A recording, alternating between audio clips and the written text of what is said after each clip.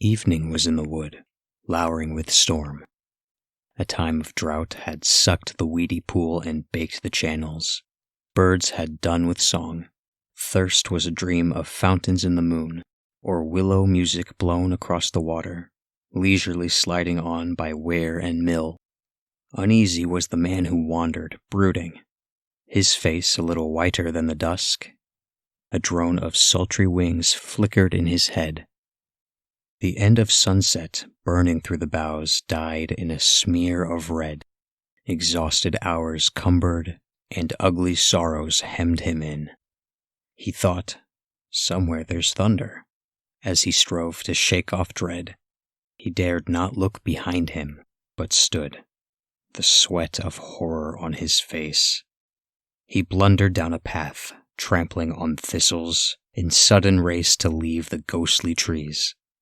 And soon I'll be in open fields, he thought, and half-remembered starlight on the meadows, scent of mown grass and voices of tired men, fading along the field paths, home and sleep and cool-swept upland spaces, whispering leaves, and far off the long, churring nightjar's note.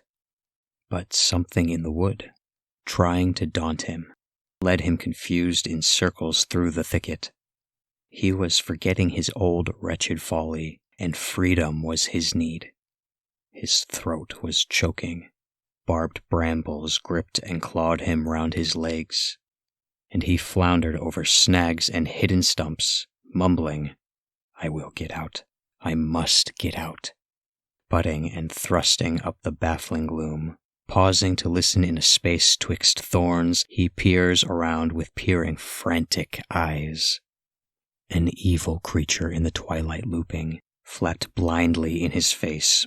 Beating it off, he screeched in terror, and straightway something clambered heavily from an oak, and dropped, bent double, to shamble at him zigzag, squat, and bestial.